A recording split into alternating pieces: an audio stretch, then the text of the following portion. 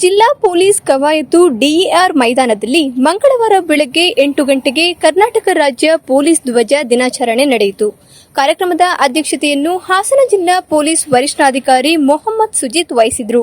ಮುಖ್ಯ ಅತಿಥಿಯಾಗಿ ನಿವೃತ್ತ ಪೊಲೀಸ್ ನಿರೀಕ್ಷಕರಾದ ಕೆ ಪ್ರಭಾಕರ್ ರವರು ಪೊಲೀಸ್ ತುಕಾಡಿಗಳಿಗೆ ಧ್ವಜವಂದನೆ ಸಲ್ಲಿಸಿದರು. ಈ ವೇಳೆ ಜಿಲ್ಲಾ ಹೆಚ್ಚುವರಿ ಪೊಲೀಸ್ ಅಧೀಕ್ಷಕರಾದ ಎಂಕೆ ತಮ್ಮಯ್ಯ ಹಾಗೂ ವೆಂಕಟೇಶ್ ನಾಯ್ಡು ಇತರರು ಹಾಜರಿದ್ದರು.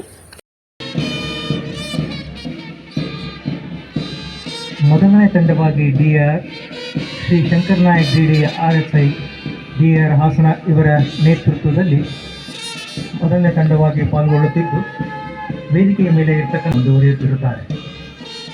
ಎರಡನೇ ತಂಡವಾಗಿ ಹಾಸನ ಉಪವಿಭಾಗ ಶ್ರೀ ಮದನ್ ಕುಮಾರ್ SI ಗೊರೂರು ಪೊಲೀಸ್. ಮೂರನೇ ತಂಡವಾಗಿ ಹೊಳೆನರಸೀಪುರ ಉಪವಿಭಾಗ ಶ್ರೀ ಕಾಳೇಗೌಡ PSI ಅರಕಲಗೂಡು ಇವರ ನೇತೃತ್ವದಲ್ಲಿ ಮೂರನೇ ತಂಡವಾಗಿ ಪಾಲ್ಗೊಂಡು ವಂದನೆ ಸಲ್ಲಿಸಿ ಮುಂದುವರಿಯುತ್ತಿರುತ್ತಾರೆ.